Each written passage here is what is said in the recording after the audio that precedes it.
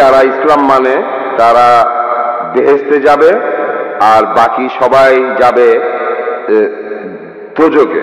এটা কি বিস্তারিত বলবেন? ধন্যবাদ। ভাই, আপনি প্রশ্ন করলেন যারা ইসলাম মানে তারা বেহেশতে যাবে আর যারা ইসলাম মানে না তারা দোজখে যাবে। তার মানে কি মুসলমানরা সবাই বেহেশতে যাবে আর অমুসলিমরা দোজখে যাবে? ভাই, কি করলে বেহেশতে যাবেন সেই কথাটা রয়েছে সূরা আসরে 1 নম্বর আয়াত থেকে 3 নম্বর আয়াতে বলা হয়েছে, ইন্নাল ইনসানা লাফি খুসর ইল্লাল্লাযিনা আমানু ওয়া আমিলুস সলিহাতি ওয়া তাওয়াসাউ বিল হাক্কি ওয়া তাওয়াসাউ বিস সাবর। মহাকালের শপথ, মানুষ জাতি অবশ্যই ক্ষতিগ্রস্ত তারা বাদে যারা ঈমান আনে, যারা সৎকর্ম করে, যারা মানুষকে সত্যের উপদেশ দেয় অর্থাৎ দাওয়া, আর যারা মানুষকে ধৈর্যের উপদেশ দেয়। কোন মানুষ বেহেশতে যেতে চাইলে তার 4টা জিনিস লাগবে: ঈমান, বিশ্বাস, ইসলামের স্তম্ভগুলির মধ্যে একটা সৎ পথে কাজ, মানুষকে সত্যের উপদেশ দেয়া আর মানুষকে ধৈর্যের উপদেশ দেয়া। এই 4টা জিনিসের একটাও বাদ গেলে স্বাভাবিক পরিস্থিতিতে আপনি বেহেশতে যেতে পারবেন না। শুধু আপনার নাম আব্দুল্লাহ, মুহাম্মদ, সুলতান বা জাকির হলে আপনি বেহেশতে যেতে পারবেন না।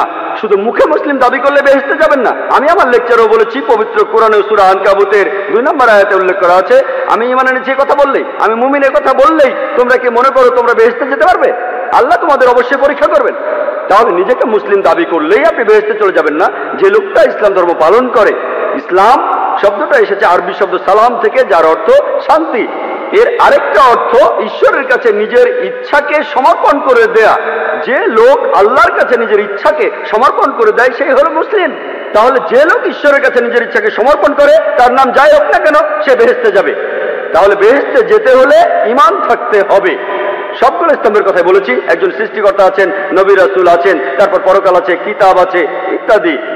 ভালো সব কাজ করা আর মহান স্রষ্টার কাছে নিজের ইচ্ছাকে সমর্পণ করা। আপনি যদি স্রষ্টার কাছে নিজের ইচ্ছাকে সমর্পণ করেন, আরবিতে সেটাকেই বলা হয় ইসলাম ধর্ম। তার মানে এই না যে আপনি পাকিস্তান বা সৌদি আরবে থাকলে বেহেশতে যাবেন না। সৌদি আরবের সব লোক আর পাকিস্তানের সব লোক আল্লাহ মালুম, তিনিই জানেন সবাই বেহেশতে যাবেন কিনা।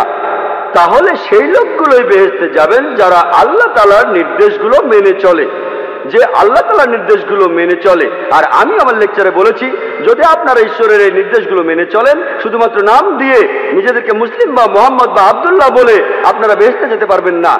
নাম বদলানো এখানে আবশ্যিক নয়। একটা নাম গ্রিন, এটা মুসলিম নাম নয়, এই নাম নিয়ে আপনি বেহেশতে যেতে পারবেন না এমনটা নয়। ইনশাআল্লাহ তিনিও বেহেশতে যাবেন, তিনি মুসলমান হয়েছেন, আগে খ্রিস্টান ছিলেন। তাহলে নাম দিয়ে বেহেশতে যাবেন না, ভালো কাজ থাকলে যাবেন। ঈমান, সৎ কাজ, মানুষকে সত্যের উপদেশ দেয়া, ধৈর্যের উপদেশ দেয়া। যদি ভালো কাজ করেন, আপনার ঈমান থাকে, মানুষকে সত্যের আর ধৈর্যের উপদেশ দেন, ইনশাআল্লাহ তাহলে সেই লোক বেহেশতে যেতে পারবেন। আশা করি উত্তরটা। ইসলাম শব্দটা এসেছে আরবি শব্দ সালাম থেকে, যার অর্থ শান্তি।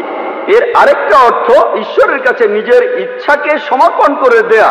যে লোক আল্লাহর কাছে নিজের ইচ্ছাকে সমর্পণ করে দেয় সেই হলো মুসলিম।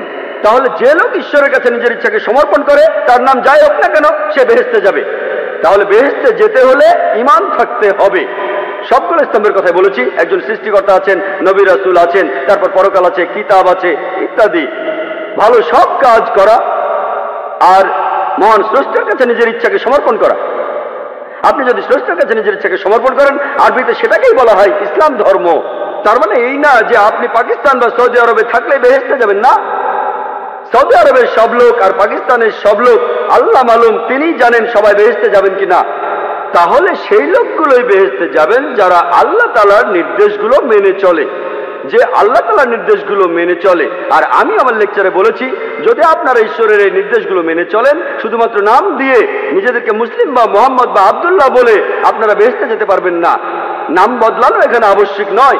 একটা নাম গ্রিন, এটা মুসলিম নাম নয়, এই নাম নিয়ে আপনি বেহেশতে যেতে পারবেন না এমনটা নয়। ইনশাআল্লাহ তিনিও বেহেশতে যাবেন, তিনি মুসলমান হয়েছেন, আগে খ্রিস্টান ছিলেন। তাহলে নাম দিয়ে বেহেশতে যাবেন না, ভালো কাজ থাকলে যাবেন। ঈমান, সৎ কাজ, মানুষকে সত্যের উপদেশ দেয়া, ধৈর্যের উপদেশ দেয়া। যদি ভালো কাজ করেন, আপনার ঈমান থাকে, মানুষকে সত্যের আর ধৈর্যের উপদেশ দেন, ইনশাআল্লাহ তাহলে সেই লোক বেহেশতে যেতে পারবেন। আশা করি উত্তরটা পেয়েছেন।